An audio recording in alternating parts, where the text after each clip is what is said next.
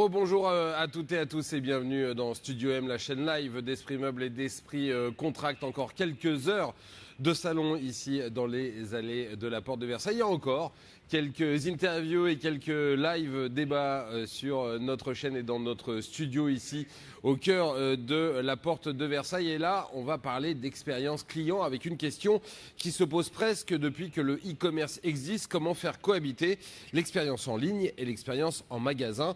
Comment faire pour que ces deux expériences ne soient pas concurrentes mais qu'elles soient complémentaires?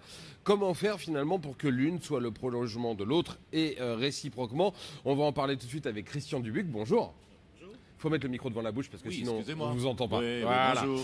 Vous êtes le vice-président de Syncly. Oui.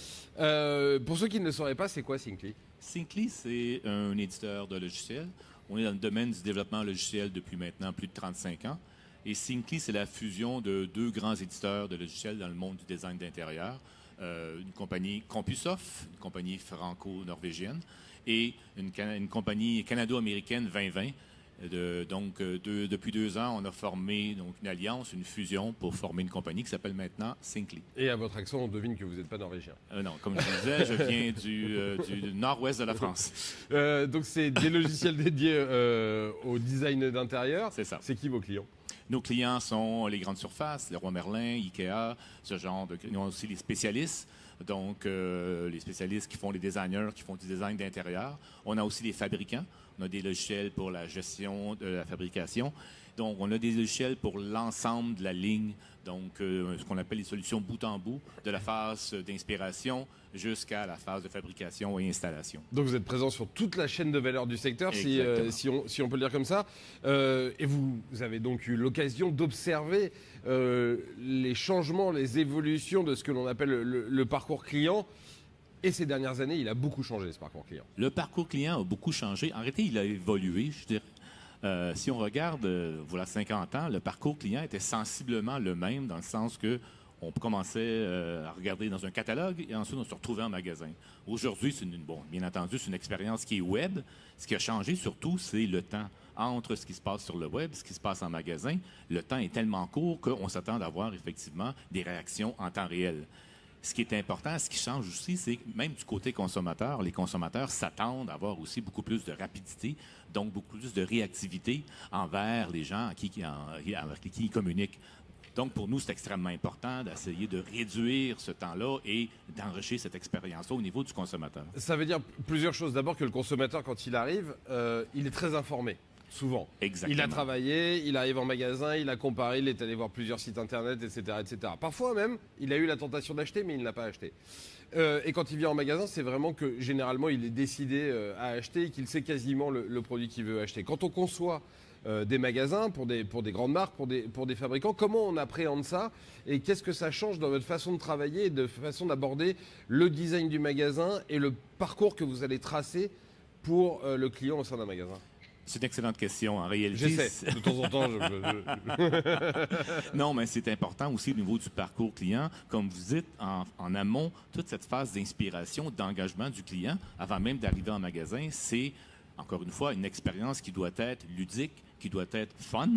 Donc, il faut mettre des outils à la portée des consommateurs pour qu'ils puissent eux-mêmes se rendre beaucoup plus loin dans cette qualification-là. Ce que Google appelait, dans les années 2005, le Zero Moment of Truth, donc le moment zéro de vérité. Qu'est-ce que je peux faire pour influencer mon consommateur avant même qu'il arrive en magasin? C'est d'une chose. Deuxième chose, il faut s'assurer, par contre, que lorsque le consommateur arrive en magasin, que le conseiller de vente ne dise pas « OK, on va repartir à zéro ». Non, on doit enrichir le projet qui a été commencé, débuté par le consommateur. Il faut l'enrichir, il faut s'assurer effectivement qu'en bout de ligne, la conception soit valide, qu'on puisse la fabriquer et qu'on puisse l'installer. C'est ça. Et il faut lui apporter des informations qu'il n'a pas encore, mais des informations qui vont peut-être le convaincre d'acheter. L'omnicanalité, moi, c'est quelque chose dont j'entends parler depuis 20 ans, depuis que j'ai démarré quasiment ce métier. Est-ce qu'il y a des gens... Est-ce qu'il y a des groupes qui ont trouvé, j'allais dire, l'expérience idéale, qui ont trouvé la clé de voûte pour arriver à conjuguer l'expérience virtuelle sur le web et l'expérience réelle en magasin? En réalité, c'est l'utilisation, premièrement, des nouveaux appareils qui sont disponibles. Voilà 50 ans, encore une fois, on fonctionnait avec des supports papier. Aujourd'hui, on a des téléphones, on a des tablettes, on a des ordinateurs, on a des kiosques en magasin. Donc, on a aussi des applications de réalité virtuelle.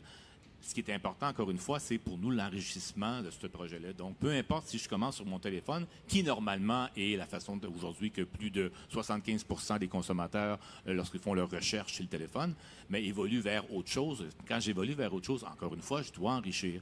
Les magasins doivent être prêts aussi à ça, doivent comprendre que le consommateur, comme vous dites, est entièrement informé, sait très bien ce qu'il va avoir, et il faut qu'en magasin, je vienne enrichir, comme tu dis, rajouter l'information, et les magasins aussi s'équipent de différents types d'équipements pour pouvoir supporter ces modèles-là. Il y a 25 ans, on croyait que tous les magasins allaient mourir, qu'on allait tout faire en ligne, etc., etc. Ils ont réussi à résister. Ça veut dire qu'il y a non seulement une vraie résilience de la part des magasins, il y a eu un vrai travail de la part des enseignes, mais il y a aussi une volonté des consommateurs de continuer à avoir un rapport humain. Et ça, c'est très important à l'heure où on parle de l'intelligence artificielle, finalement. C'est extrêmement important. Tout l'aspect collaboration, donc le travail collaboratif entre le consommateur et entre le spécialiste, le conseiller, est extrêmement important. C'est pour ça, encore une fois, on arrive en magasin, ce qu'on veut, c'est que le conseiller nous dise un peu plus que ce qu'on sait déjà. Donc, nous mène un peu plus loin dans ce parcours client-là. Et l'IA, là-dedans, elle va servir à quoi ? Est-ce qu'elle va servir à quelque chose ? On dit que l'IA va servir à tout. Est-ce que ça va, vous qui êtes un observateur et qui travaillez comme ça avec ces nouvelles technologies au quotidien, qu'est-ce que vous pressentez ? C'est le sujet de l'heure. Et chez nous aussi, chez Syncly, c'est un sujet qu'on prend réellement au sérieux. Tout à fait. La réponse est oui. Ça va changer énormément de choses au niveau du parcours client. Ça va changer aussi le geste métier des spécialistes en magasin. La façon, nous, qu'on voit l'IA, c'est effectivement, c'est vraiment pas comme certains producteurs de films d'Hollywood veulent nous faire croire. C'est pas Jarvis qui, dans 2 ans, va prendre contrôle de l'humanité, un robot. Mais c'est vraiment, vraiment des outils pour venir améliorer autant le travail d'inspiration et d'engagement dans le début du cycle de vente jusqu'à, effectivement, en magasin, comment simplifier les tâches que les conseillers font, les tâches répétitives pour, effectivement, améliorer et réduire le cycle de vente. Il y a une question aussi, la question de l'argent. Les clients, ils ont des attentes élevées, notamment en termes d'expérience. Aujourd'hui, ils ont envie de vivre une expérience en magasin qui leur apporte vraiment quelque chose. Et pourtant, on sait tous qu'ils ont un budget limité. Comment on fait pour offrir une expérience exceptionnelle sans défoncer, entre guillemets, le budget des clients, sachant qu'à la fin, c'est quand même le client qui paye tout ? Tout à fait.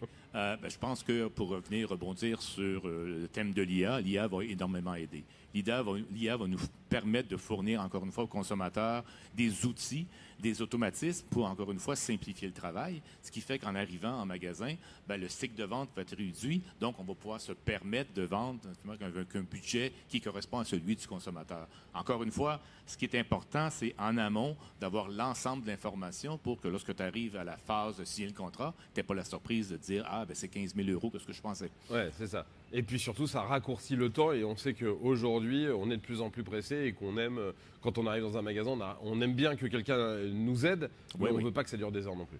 Exactement. Et c'est pour ça aussi que les magasins s'adaptent. On sait fort bien qu'il y a, encore une fois, beaucoup de magasins qui ajoutent une phase éducation. Donc, éduquer le consommateur sur les produits, éduquer sur c'est quoi un bon design, ce genre de choses-là, on essaie de les automatiser avec justement l'intelligence artificielle. Voilà, c'est absolument passionnant. On s'y retrouve tous finalement parce qu'on fait tous ces parcours d'achat-là. Merci beaucoup Christian Dubuc d'être venu nous en parler aujourd'hui dans Studio M. Restez avec nous dans une petite heure. On va se retrouver pour parler d'un autre sujet. Et puis, un peu plus tard dans l'après-midi, on parlera de la salle de bain dans l'hôtellerie de luxe. Est-ce que c'est une vitrine ? Est-ce que c'est un laboratoire pour les salles de bain qu'on retrouvera chez soi dans les années qui viennent ? Et puis, évidemment, on fera le bilan de ce Esprit Meuble, Esprit Contract 2023 avec Gaëtan Ménard et Alain Liot. Bref, encore un très joli programme. Donc, je vous dis à tout à l'heure. Salut.